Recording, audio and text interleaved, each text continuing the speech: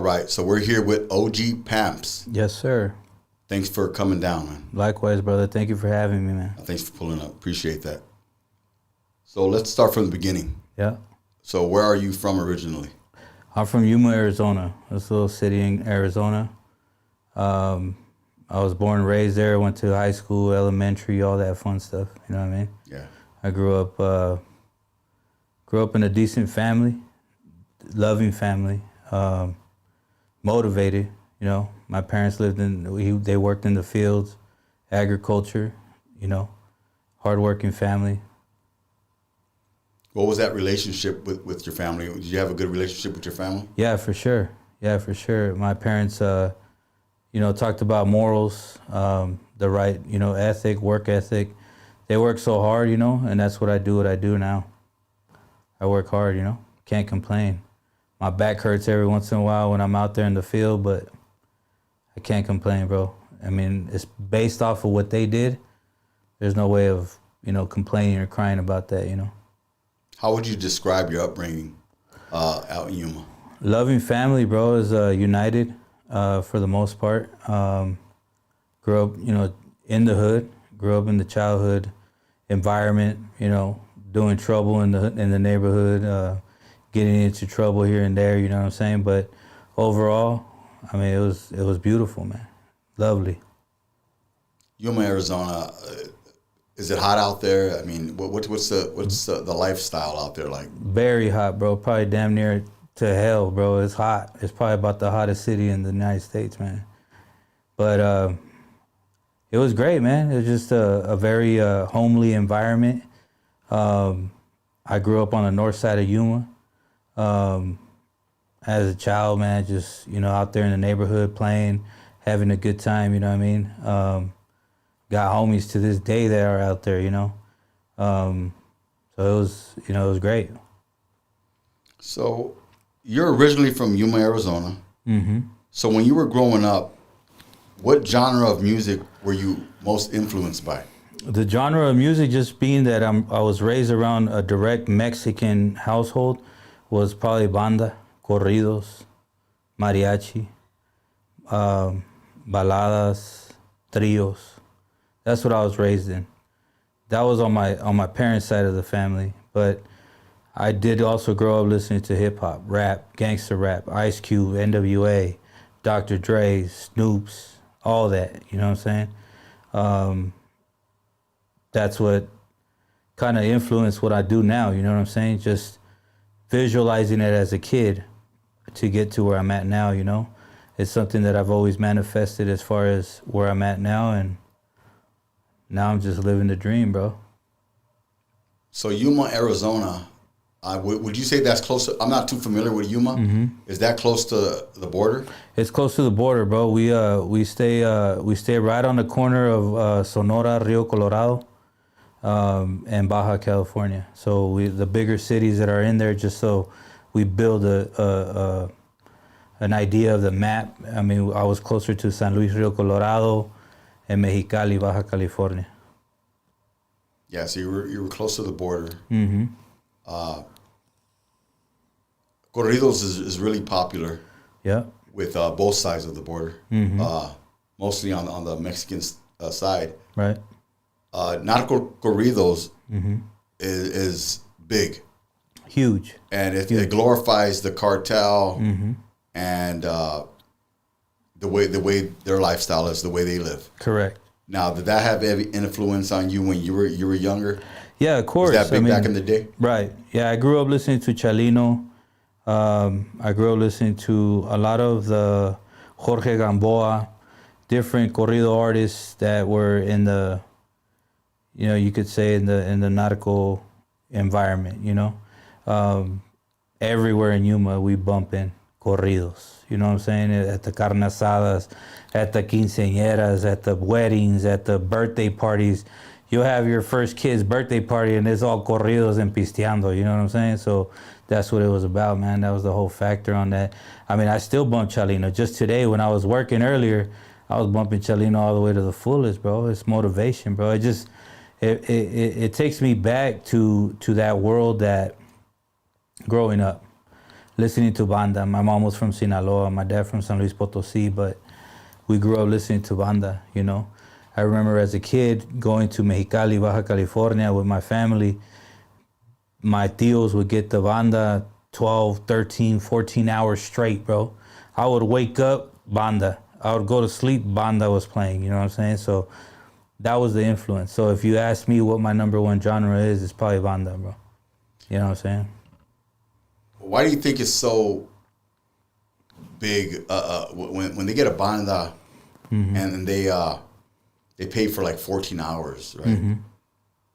I mean, why is that? What does it do to somebody, man? Man, it's just the style of music, man. The genre itself, man, is so beautiful. I mean, you got a mixture of different symphonies. I mean, you got trumpets, you got clarinets, you got flutes, you got the tuba. Man, it's just beautiful, bro.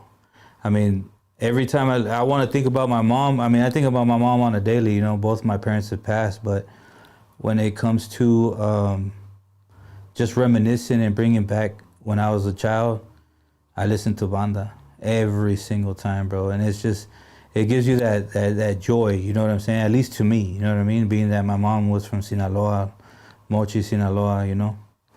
And all my tios and tias too, you know? So that's my love, bro. That's Sinaloa.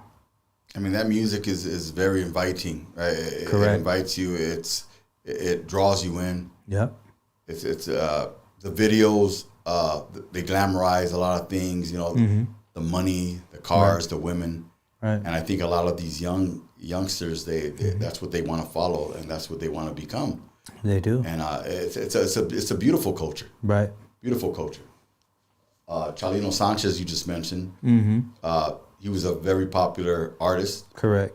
Right. And he succumbed to the cartel. Right.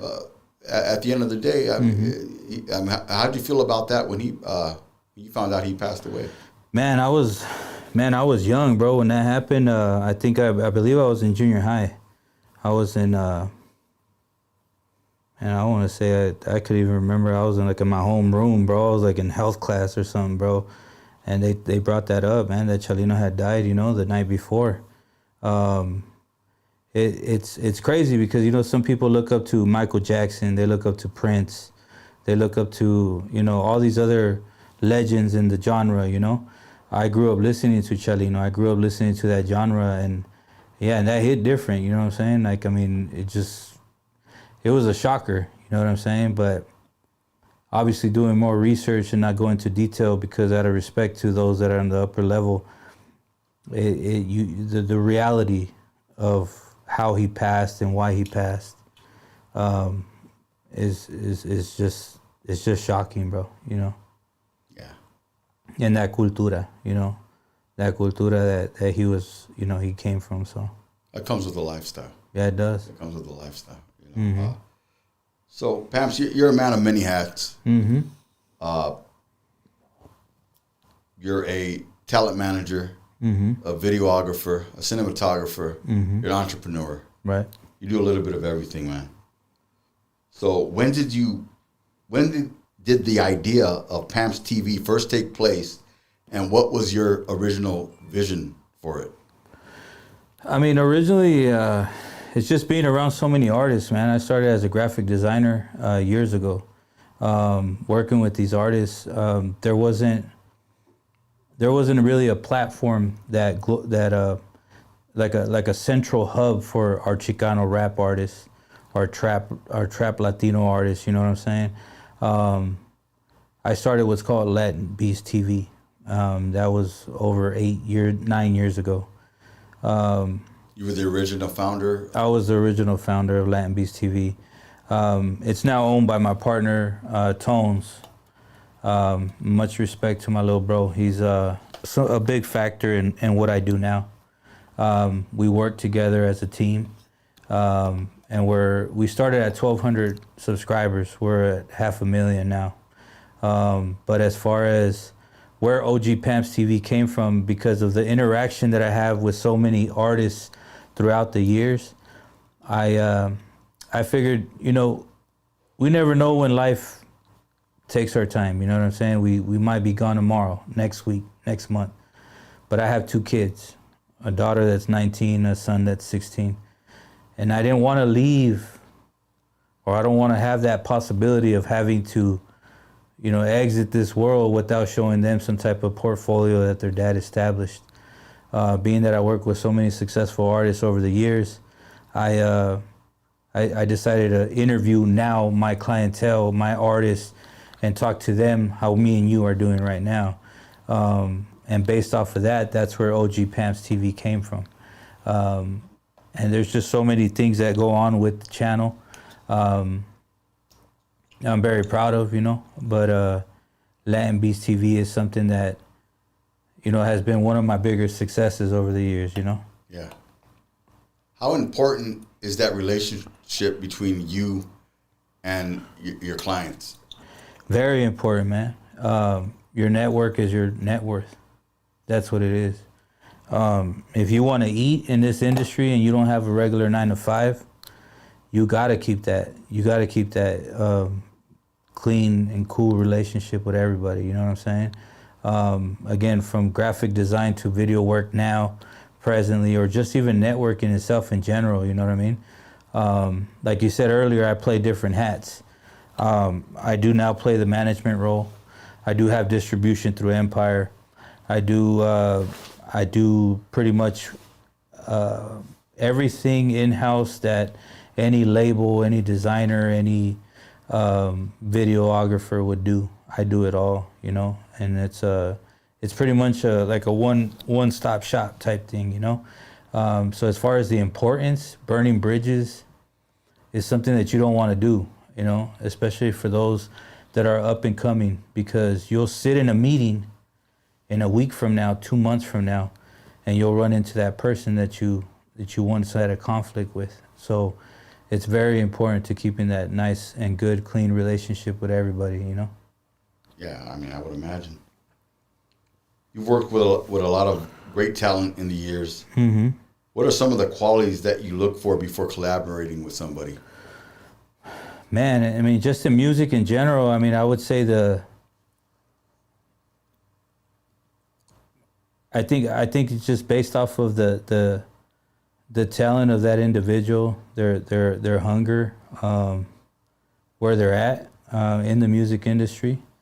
In order for you to work with me directly, I mean, I would say some of the things that I look at is how busy are you? I mean, how steady, how consistent are you in this industry? You know, I don't discriminate. I work with everybody. But those that keep me motivated and definitely make me want to work better are those that just keep on a consistent basis. You know what I'm saying? In this music industry, you can't expect success overnight. You know what I'm saying? Because that ain't going to happen.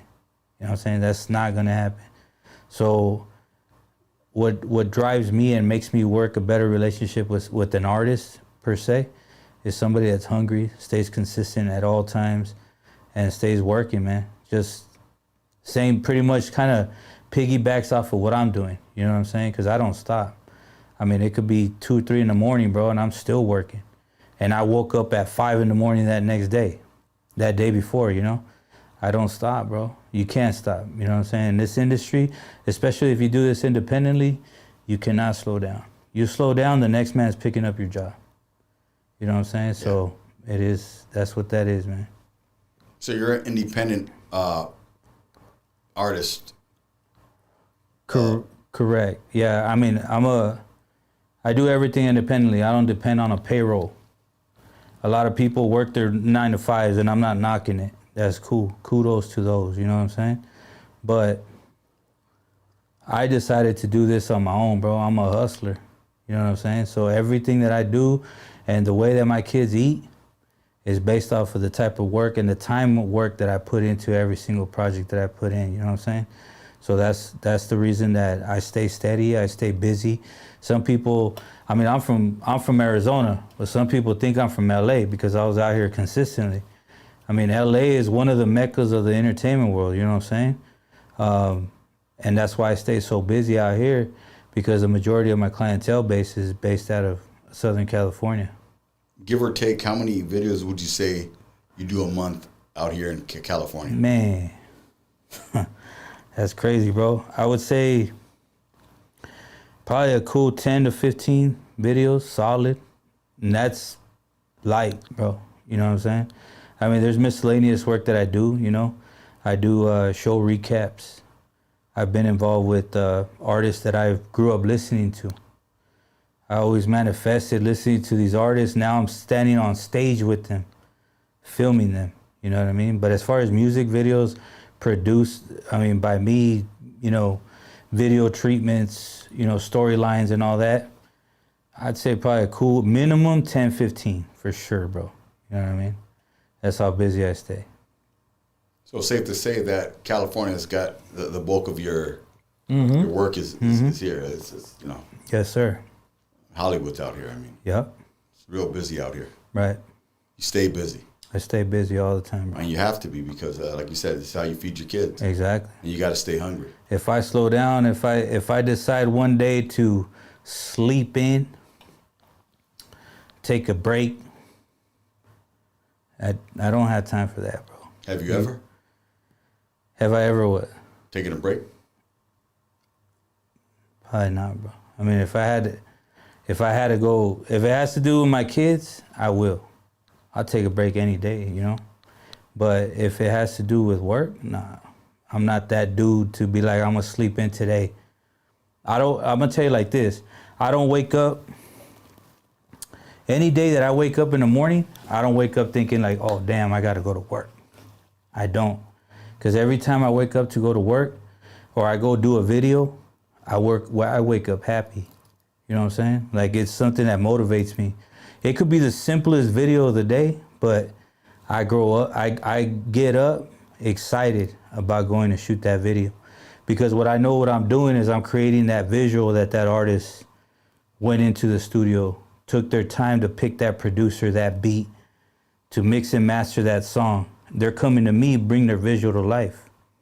And in order for that to happen, I mean, it's going to be a videographer like me. Might not be me, but it's the videographers that bring that visual to life. You know what I mean? Absolutely.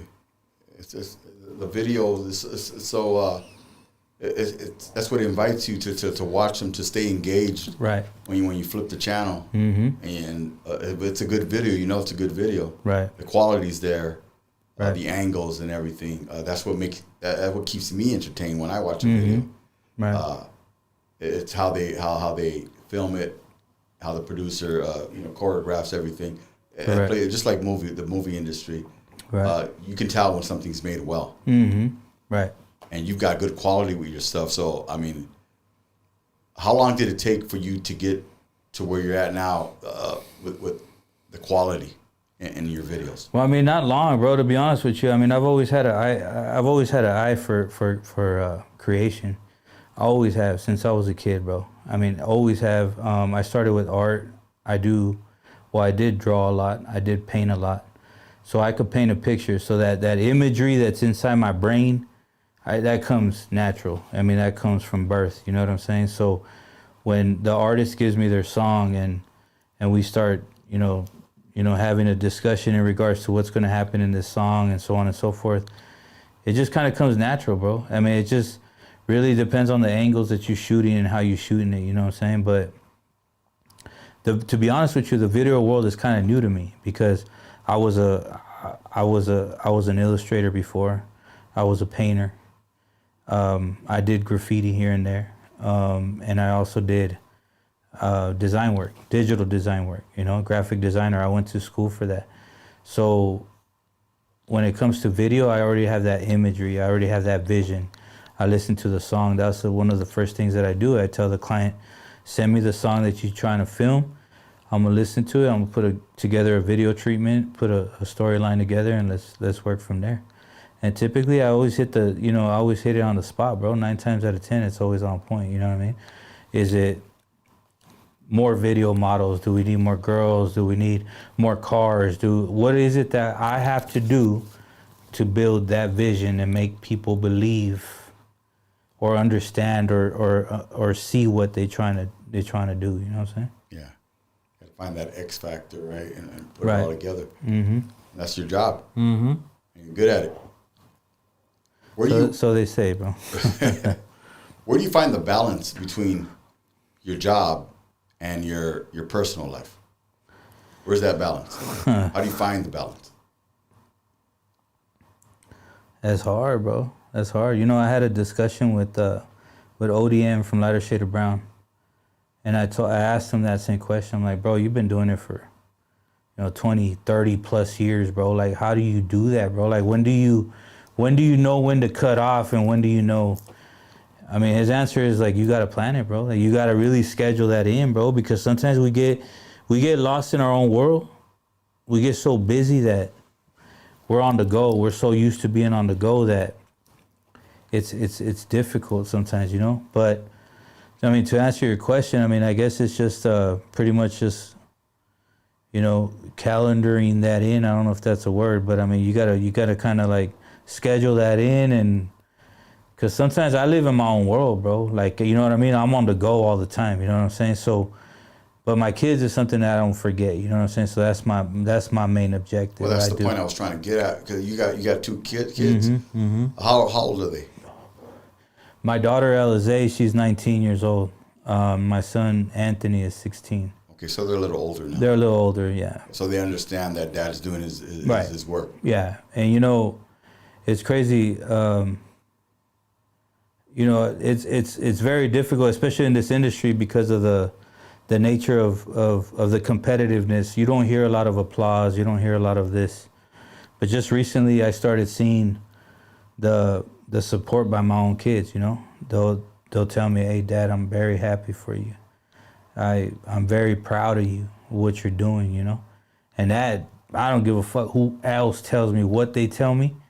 Is if it's coming from my kids and they acknowledge that, bro, that's everything. You know what I'm saying? So, makes you feel good. And that's what I do it for, bro. So obviously I'm doing a good job for my kids to notice that. You know what I'm saying?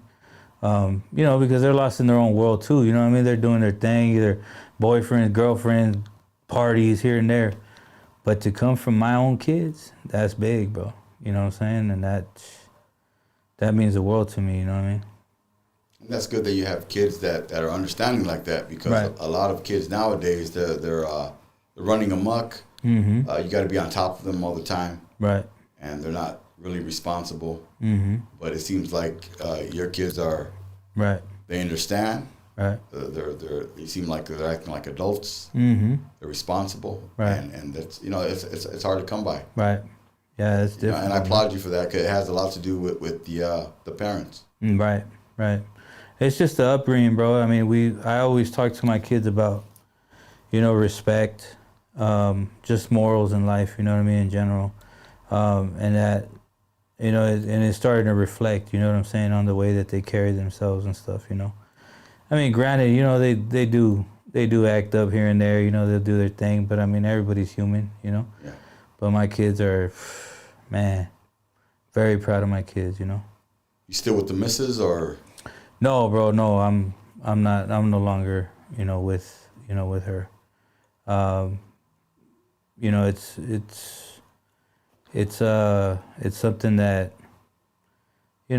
things happen in life, and I, but all due respect to her, but my kids are for the rest of my life. You know what I mean? That's what that is. They live with you? No, my kids stay in Arizona. Okay. Yeah, they live in Phoenix. They live in a city called Chandler, Arizona, which is east of Phoenix. So that's where they're at right now with their mom. You are now in California? I live in California now, yeah, bro. Yeah, I'm out here full time. This is where my work's at. This is where it's always been based out of. So it was only right for me to be out here in this area, you know what I'm saying? How did that change of the whole move and everything? How did that affect you? For the better, bro. I mean, I'm not gonna lie. I mean, it definitely does hurt to leave my kids back there. You know what I'm saying? But they understand that the reason that I'm here is because I'm establishing a future for them. But yeah, it's helped. It's helped to a point where my work has quadrupled. And I'm staying very much more busier, building my portfolio, and I am where I'm at, you know what I'm saying? But Yeah, it does hurt, bro. I mean, it does hurt. I mean, I don't have them next to me. When I used to be in the studio room in our 4th bedroom, you know, editing, doing work, my kids would come every single day at the end of the day and sit there and tell me what happened during the day. Oh, Dad, this happened. Oh, I'm doing this. Oh, Dad, I need this. Or, you know what I mean? What would you suggest, Dad? I mean, we still do that over the phone, FaceTime, whatever, you know, but it's not the same. But I'm very happy to know that my daughter and my son are coming in a few weeks, you know. So that's something that I'm looking forward to, you know. So, but again, like I mentioned, bro, it's like, I mean, they're going to be with me for the rest of their life. You know what I'm saying? That's not going to change. I'm not a scum-ass dad, you know what I'm saying, that's going to give up on their kids, you know what I'm saying? I support them every single day, bro. Either they're calling me for $20 for Jack in the Box or $10 for Circle K or whatever the case is. I never decline my kids, bro. You know what I'm saying? Because that's something that it's just, it's a lifetime thing, bro. I mean, they could get married. They could, you know, move on, move to a different state. If they need my help, I'm with it. You know what I'm saying? I'm on that boat too. Right. Yeah, I'm on that boat. Dad can't lend me $20. Yeah. Yeah. Yeah. Exactly, bro. Chop it up a little bit before I give you that $20. Exactly. You know what I mean? Exactly. What's happening? What's going on? Like, what'd you do today? Exactly. You know, my son always be on the female thing. You know what I'm saying? Like, hey, Dad. I mean, I don't want to get him in trouble with his existing piece. You know what I'm saying? But that's the type of conversation. I have a conversation with my kids as homies. You know what I mean? Right. My daughter will hit me up like, Dad, I met this dude. Whoa, whoa, whoa. I mean, look, I'm not going to kill every single dude that comes next to her, you know what I'm saying? Like, I mean, it's love and respect, bro, you know what I'm saying? But, you know, it's just, I'm glad that I have that relationship with my kids, you know, and I could talk to them like a homie instead of that dad, that strict dad, you know what I'm saying? So it's beautiful, man. I have that cool relationship with them, you know? That's awesome, dude. That's awesome. Who would you say the first artist was where you were kind of in awe? The first artist that you recorded a video for. Who would you say it was? Man, I mean, there's been a lot of independent artists, you know what I'm saying, on the come up. But as far as recording a video for, I mean, just in recent times, bro. You know, we all grow up listening to these Chicano rap, Chicano legends, you know. And it's a list of them, bro. Like, it's crazy because as a kid, I manifested even get to knowing them, you know. Granted that I was a promoter before this, so I've met several big name artists, you know what I mean, in the corporate world. I've booked them and stuff like that. I mean, anywhere from Pitbull to Exhibit, E40, Baby Bash, Yin Yang Twins. But when it comes to film, and just in recent times, bro, Devin the Dude, you know, I Just Want to Fuck With You, Dr. Dre shit, you know what I'm saying? Like, that was the shit that I grew up listening to, you know what I'm saying? And MC Magic, just in recent times, you know, he's reached out. I'm collaborating with him on projects now. ODM from Lighter Shade of Brown. Shout out to them. Mellow Man Ace. Man, bro, there's just so many artists to name, bro. You know what I'm saying? It's just so many people. And it's crazy now because they now book me to go on stage with them. Yeah, man, I used to promote, bro. I was a promoter for many years. Really, I worked, you know, I started, man, I go back as to Digital Underground, bro. Wow. Shock G, picking up Shock G from the airport, bringing them to the venues. I've worked with artists, I mean, such as E40, Busta Rhymes, Ludacris, Baby Bash. Man, it's just so many projects that I've done, you know, back then as a promoter, you know. So we've you know, come a long ways, bro. I mean, the promotional business, it's been a dope ride. I mean, definitely dope experience, you know.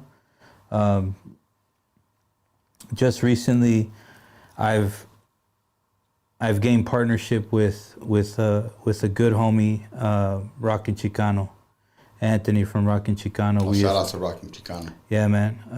Me and Anthony. Yeah, me and Anthony are starting a new chapter, a new just a new venture. It's called Rockin' Chicano Entertainment.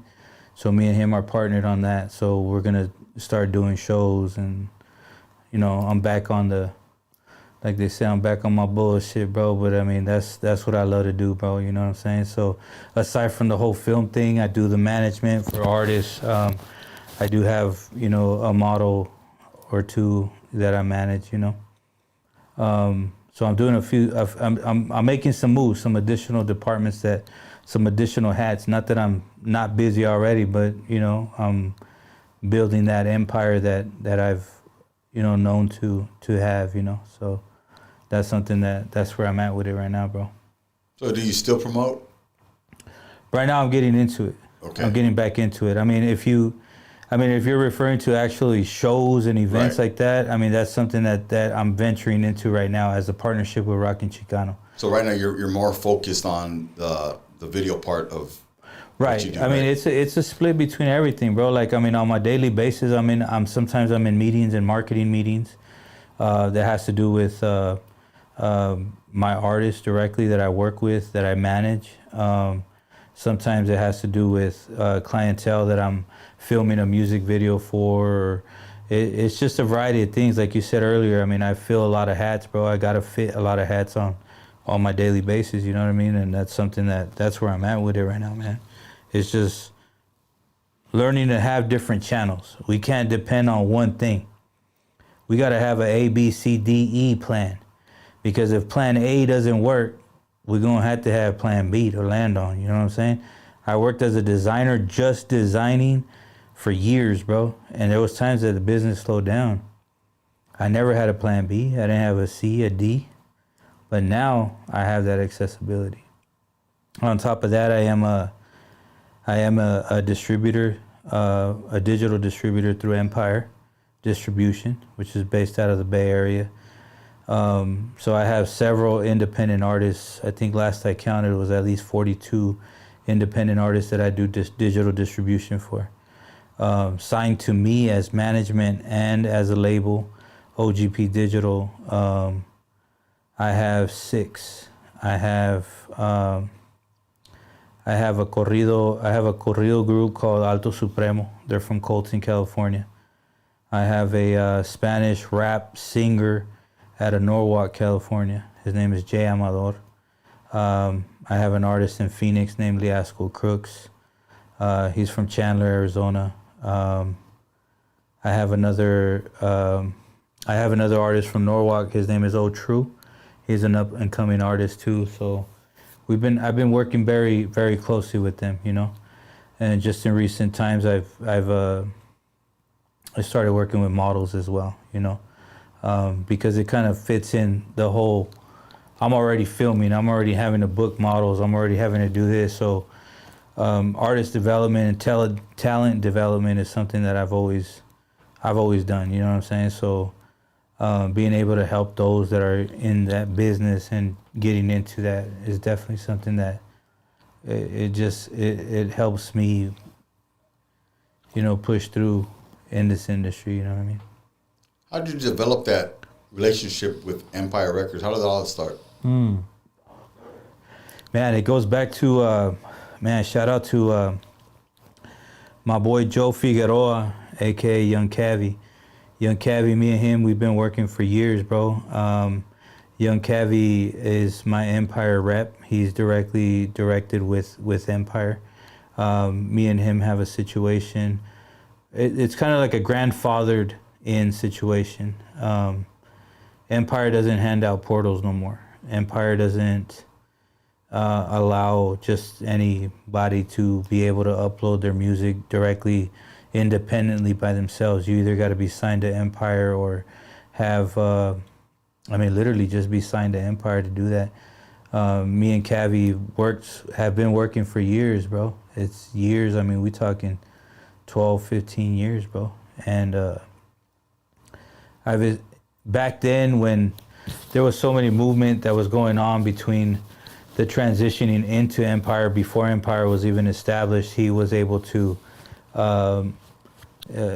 gain that accessibility to digital, to the digital world.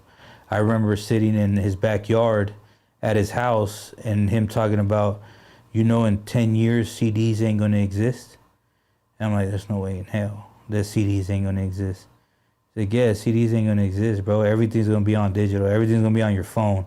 Everything is gonna be what's called an MP3. I'm like, what the fuck is an MP3?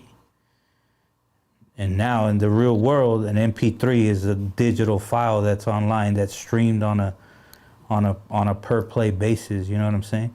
Nobody at that time knew what YouTube was. I mean, we heard about it, but we didn't know about it. MySpace was popping. That was the thing. You know what I'm saying? Instagram wasn't even around. Facebook was barely getting introduced to the world. It's just the evolvement of the new world, the new era, and I got grandfathered in back at that time.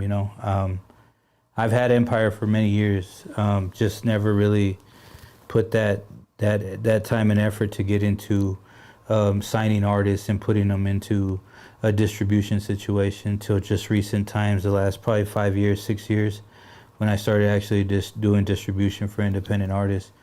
And that's where I'm at with it, man. I mean, I got an empire that's heavy. I mean, there's a lot of artists out there that are ran under my distribution, and thanks to Young Cavi, man, I am where I'm at with on the distribution side of things, So, just recently, there was an artist who released a video that caused a little bit of controversy, and between the I guess you can call it the Chicano culture or the Mexican culture, and it caused a little controversy. There was a little uprising, and how do you feel about that situation? They were referring to Tyga. Yes. I mean,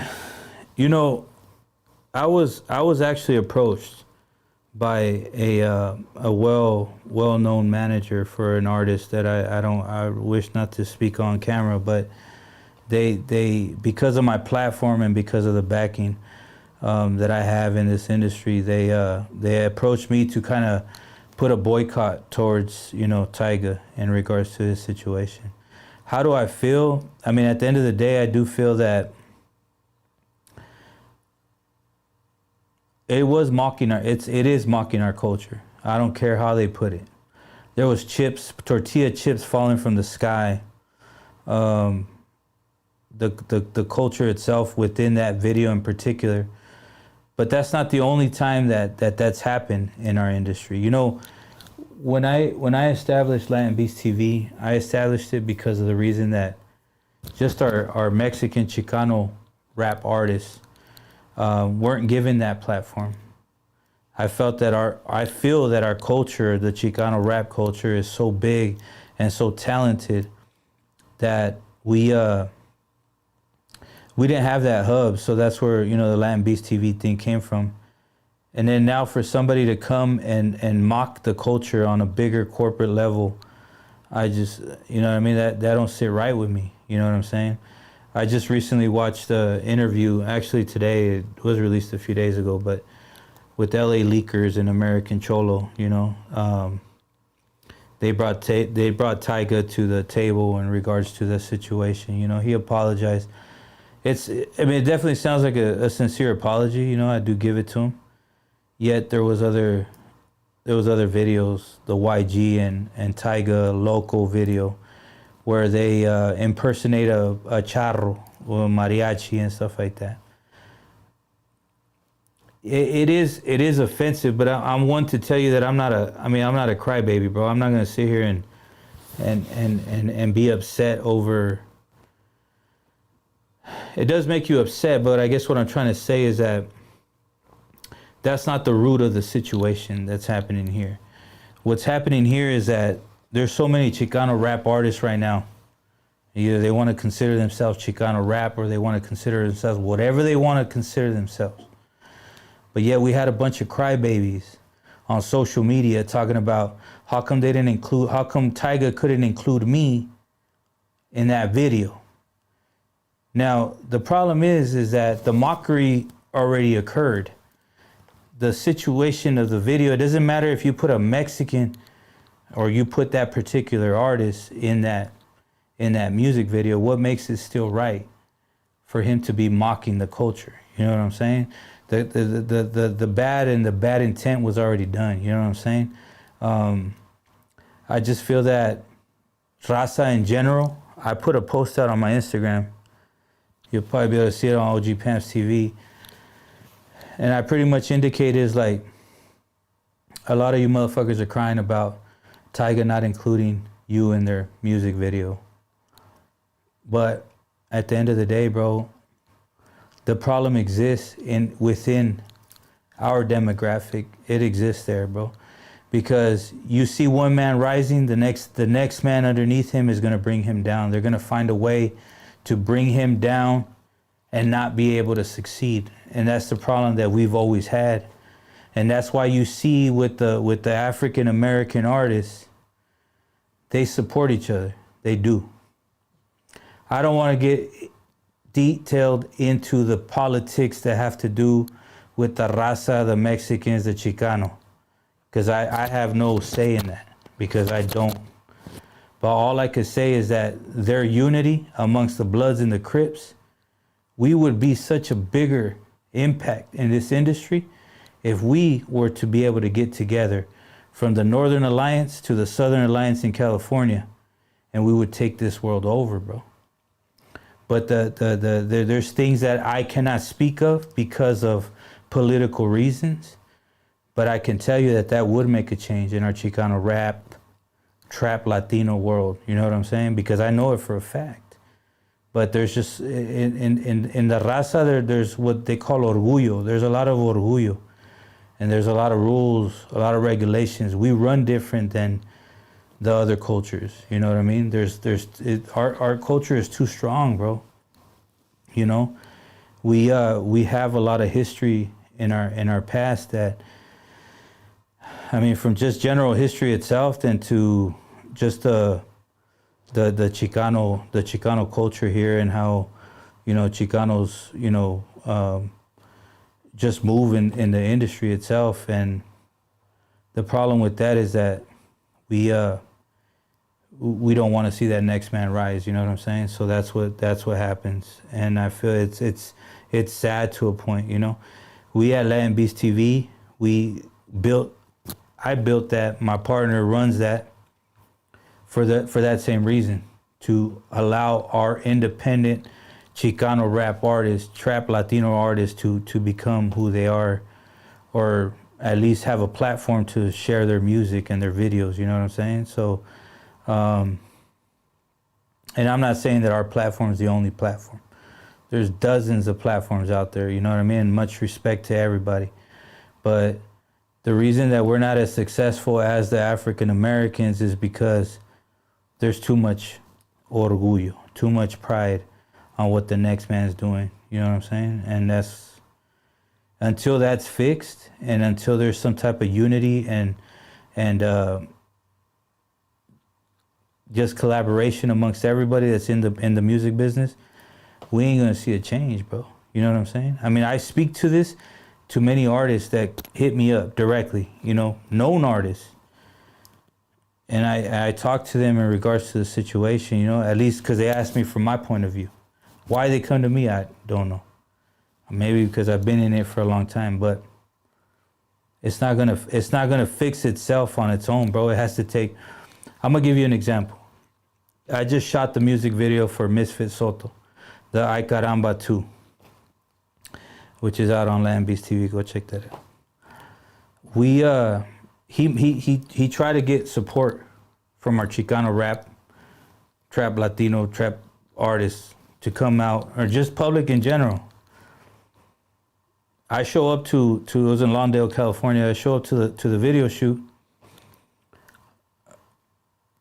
maybe 15, 20, if that, people were there.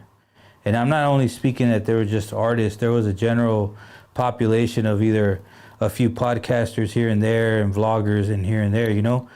But those artists that are ranting on a daily basis on social media about fuck Tyga, fuck this, fuck that, they were nowhere to be found. I don't know if it was the area that they were nervous about. I don't know if it was the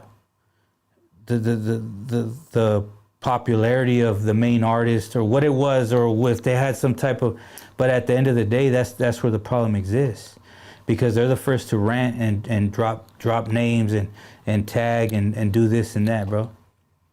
But because of the lack of support system that they were able to, maybe because it wasn't them as the main artist, but at the end of the day, bro, it was something that Misfit was trying to do. He was trying to put his point across. He invited the whole world. He put ads out. I took that project because I seen what it meant. But the lack of unity amongst our Chicanos was ridiculous, bro. So for those that didn't show up to that music video, you have no room to speak, because I don't see any other artist putting some type of reply or rebuttal to what Tyga was saying but Misfit Soto. You know what I'm saying? So whoever it is that's out there that, you know, has their words and has their opinions, that's cool. But everybody had that chance to pull up to that. Had it been Misfit, it don't matter, bro. The unity and the time came for that. You know, now he's apologizing. I don't know how many people are going to take that apology as a sincere apology. I mean, he made very valid points on LA Leakers when he did that, you know, was it Power 102, I think, and American Cholo. But as of today, he's brought down that video, that Ay Caramba, Tyga brought that in that video, you know. So that goes to show you how much impact our raza has to do with hip hop, you know. And if we were to unite as Mexicans, we would take over, bro. But it's just, I mean, it is what it is, man. I agree. If Latino culture were to come together as a whole, as a one, it'll cause massive damage, I think. It would. Yeah. Look at the Puerto Ricans. Look at the Dominicans. Look at the Cubans. When they come together, the reggaeton vibe, I mean, they're still Latinos, you know. We're Hispanos, we're Hispanics, we're Latinos in the Spanish genre. But what happens when they come together? When they come together, it's over, bro. It's ridiculous, you know. And that's the lack of what I see on our Mexican side. You know, the Puerto Ricans, they get together, bro. They got the whole world on lock, bro. You know what I'm saying? Not to say that the Mexican rappers in Mexico ain't hitting 1 million, 2 million views. They got the support system. But when it comes to the United States, it's just the Chicanos need to come together, bro, you know? And I know what it is, bro. I mean, it's a mixture of several things. I mean, the areas and the sections that they're from, and somebody can't fuck with this other person, this and that. But when it comes to topics like that has to do with raza. Raza getting beat up, the eloteros getting jacked, the taqueros getting spit on. It's ridiculous, bro. And if we're speaking music wise, and if our Chicano artists get together, we're a force to be reckoned with, bro. You know what I'm saying? But it's the lack of communication, the lack of relationship amongst our industry, you know what I'm saying? And that's what that is, bro. Do you see a solution to fix this? Man. Is there a solution? I've been working in this industry for many years, bro. Just different departments, different areas. But the problem, do I see a solution?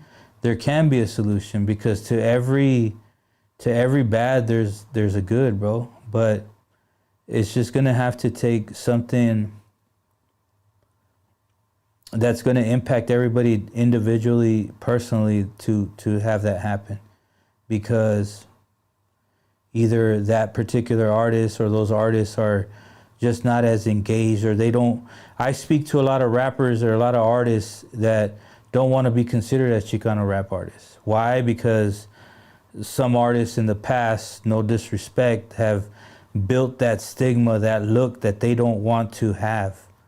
They don't want to be looked as that cholo rapper, that orale, we riding lowriders. That's our culture, though.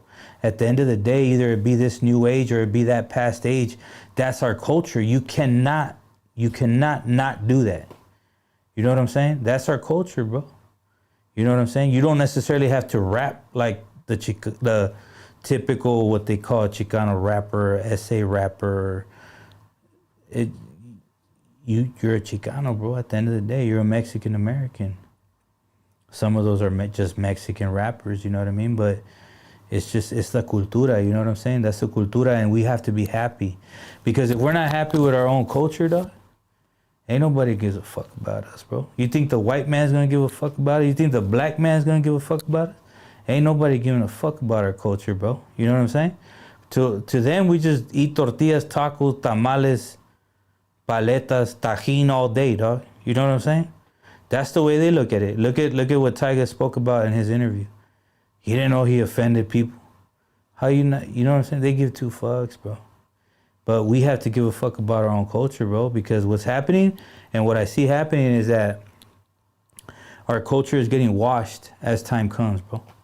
It's getting washed. Back then, in the 80s and the 90s, Kid Frost, Lighter Shade of Brown, Proper Dose, all those people moved the Mexican culture.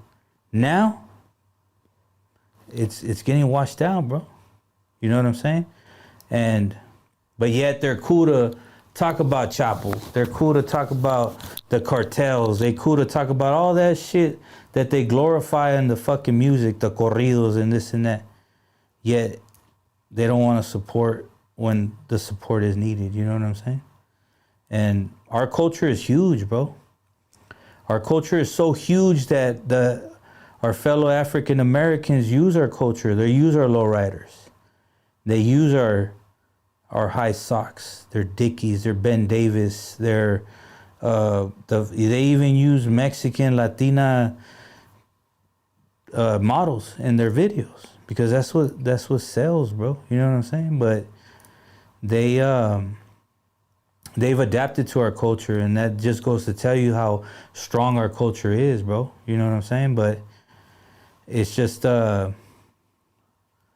it's difficult, bro. It's difficult, you know. I've tried to explain that to artists, you know, in the past, but it goes in one ear, it comes out the other, you know. Especially our younger generation that don't understand what our culture came from, and what it is, it's a lack of education and where it's at right now, you know. Unfortunately, you know, and it's just going to continue to get washed down, bro, until there's that one artist that comes in and puts their foot down and talks about this is what our culture is, this is what we're going to do, and this is how we're going to move.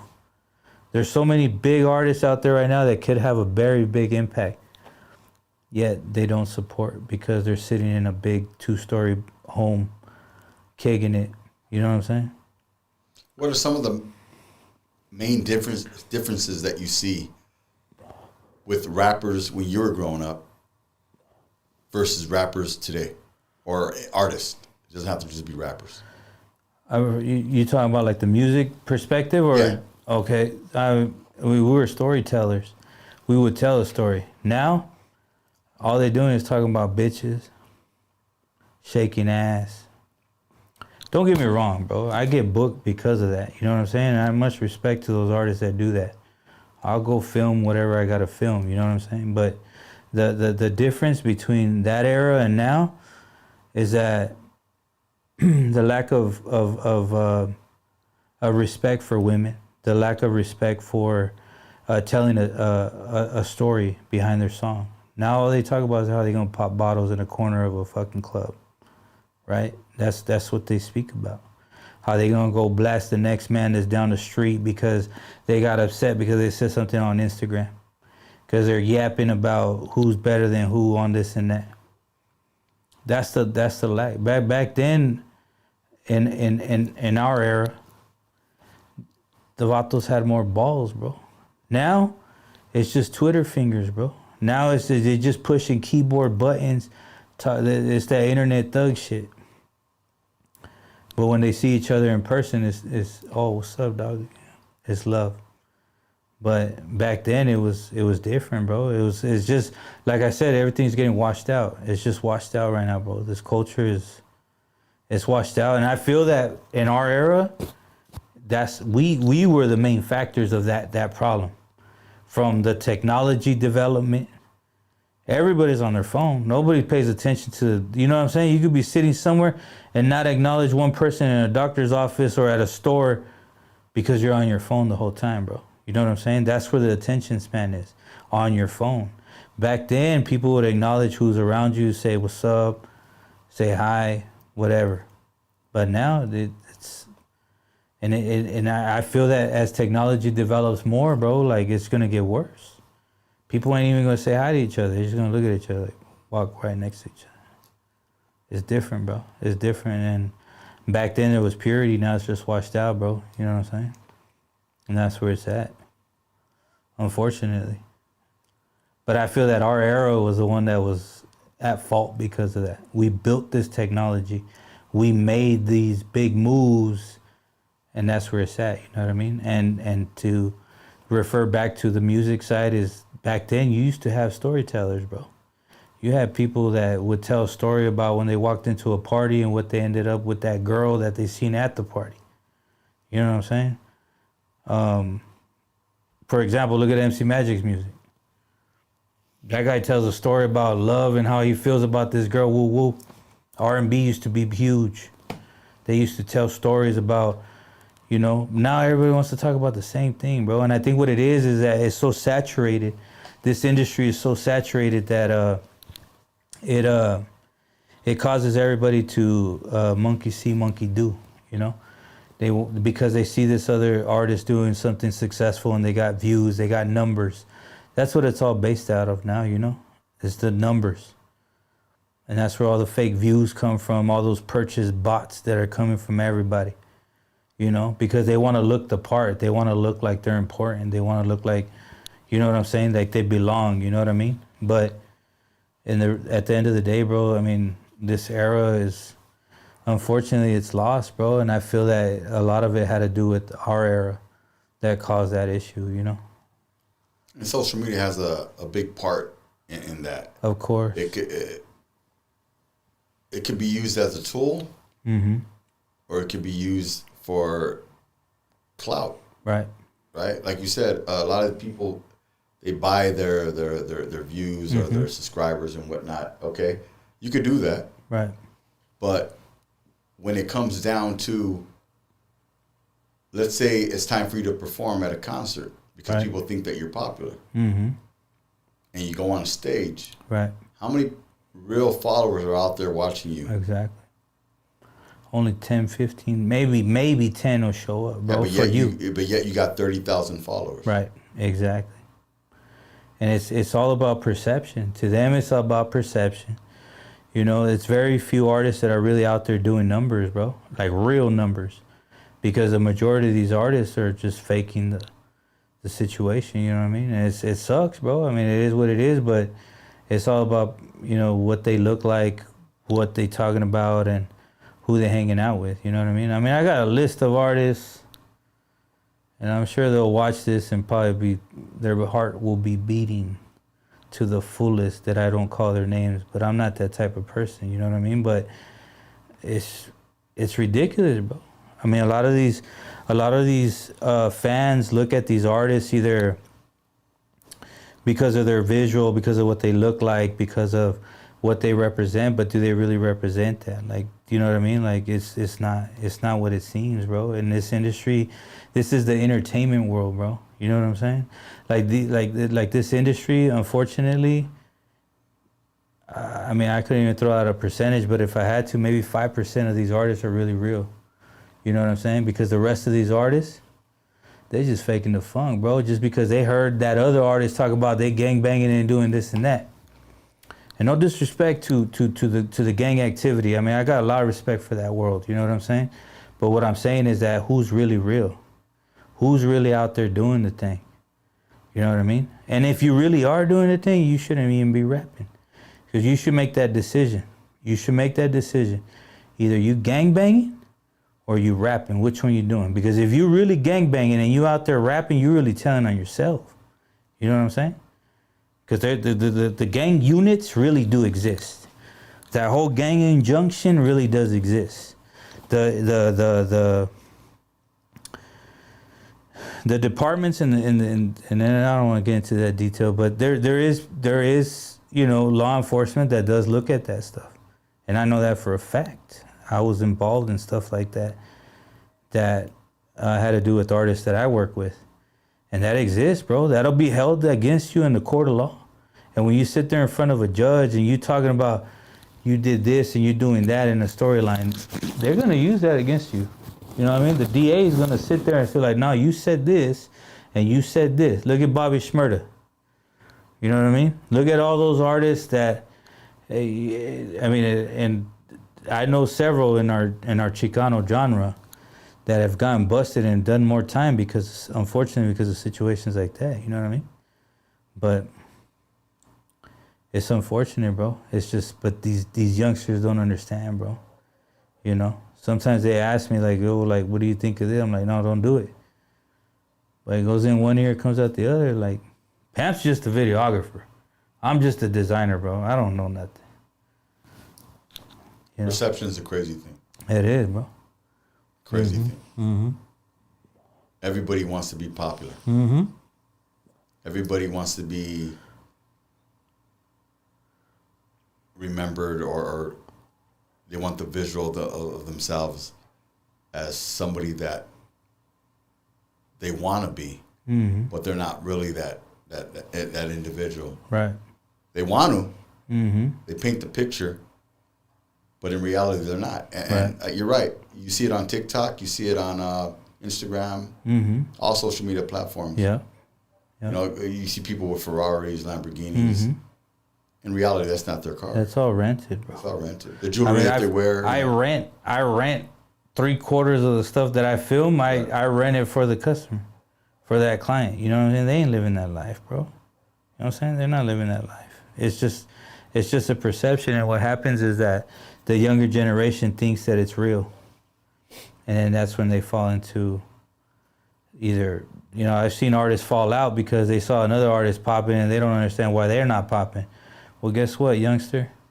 They purchased that. They rented that car. They rented those chains on their neck. They rented those rings. They rented everything. They rent the models.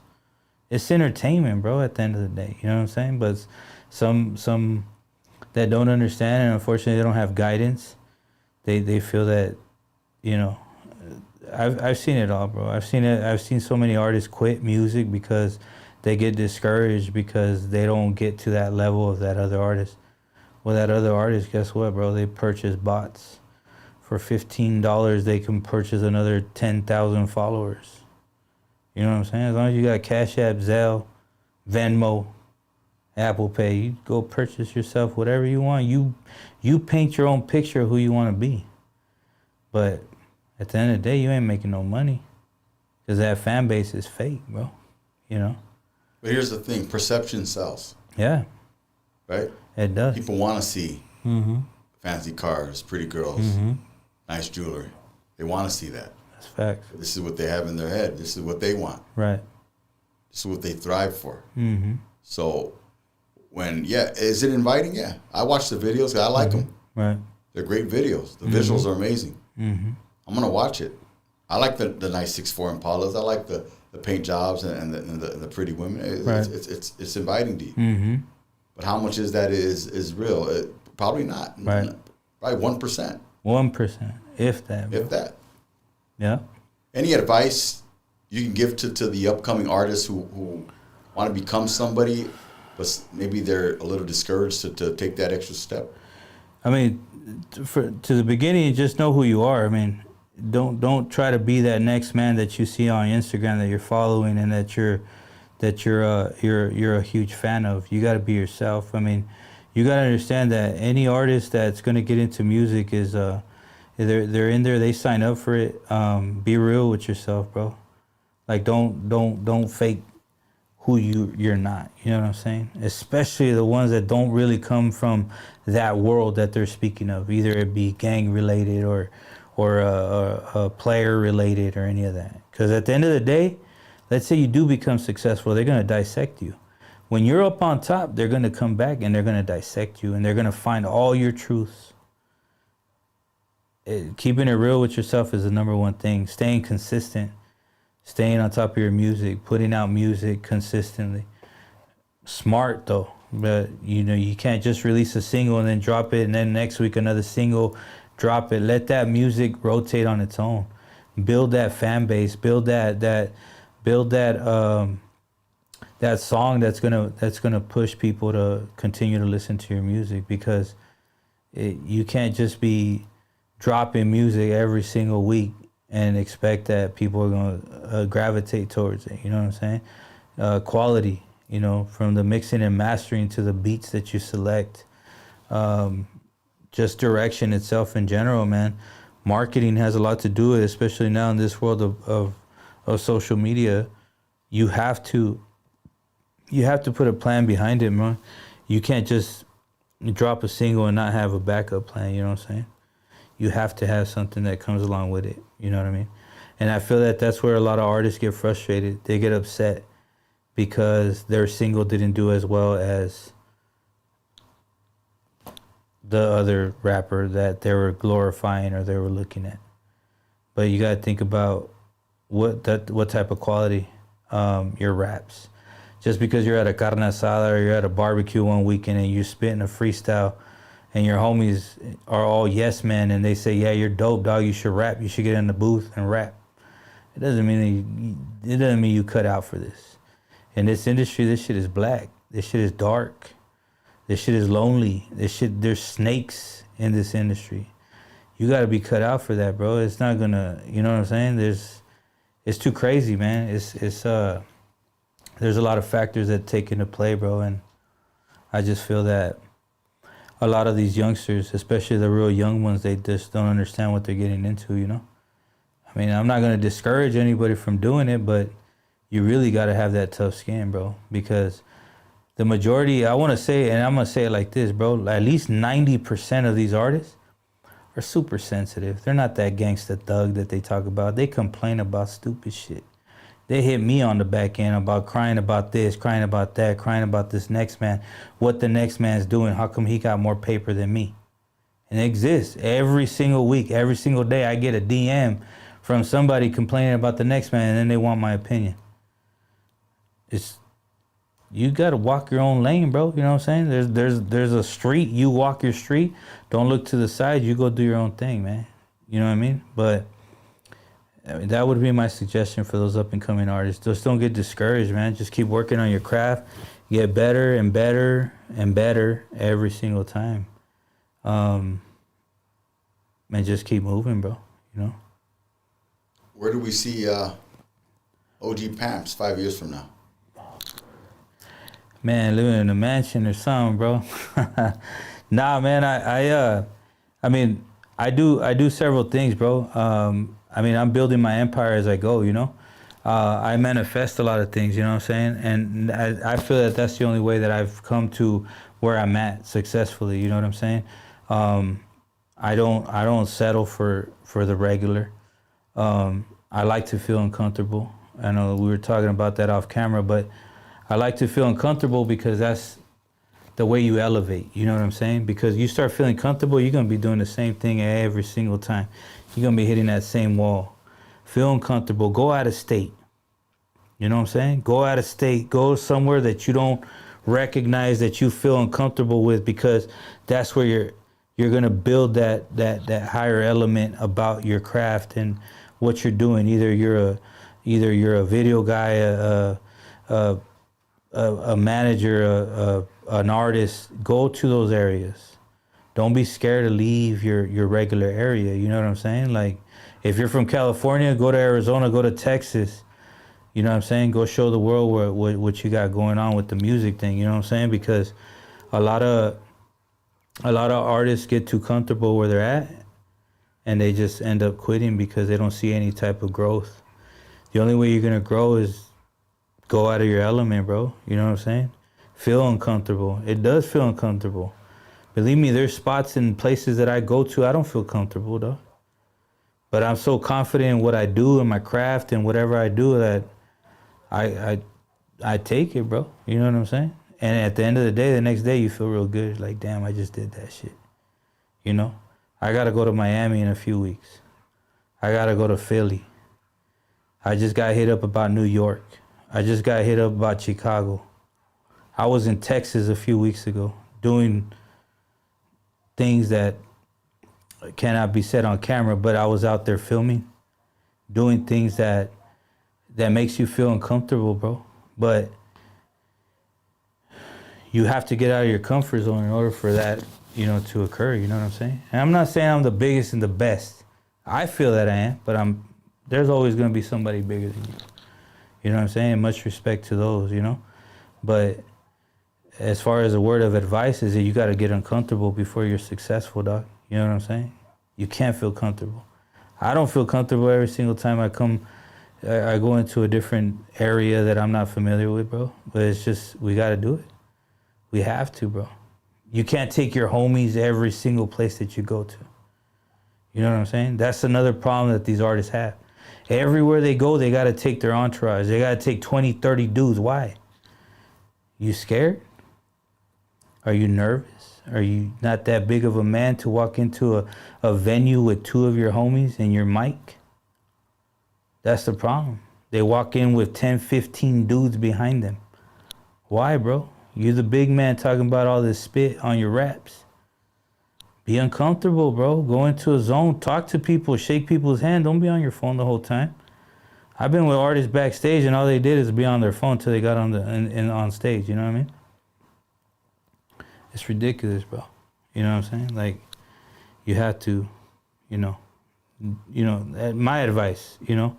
Other people might have their own advice, but that's my advice. Get uncomfortable so you can get successful. Because if you're not uncomfortable, you're going to hit that same wall every single time, bro. You know what I'm saying? It's like when you go to training. It's good. They say you got a physical trainer in the mornings. And then you come back not feeling any hurt on your bones, your muscles, whatever. That workout didn't work out. But now, when it hurts, that means that it worked out. You were uncomfortable. That's exactly what that is. Not that I work out, you know what I'm saying? But I'm just saying, like, from what I hear, you know what I'm saying? OG Pamps, thanks for being here, man. Yes, sir. Wish you the best of luck. Your future endeavors. Yes, sir. Wish you nothing but greatness, man. I appreciate you, man. Thank you so much for having me, man. It's been a pleasure, bro, and it's been a long time coming, bro. So I thank you and your platform, and I give you, much respect because what you do is not, something that the average person does, bro. They don't know how much work it takes, So, much respect to you and all the platforms and people that are out there trying to spread the word, and it's all love.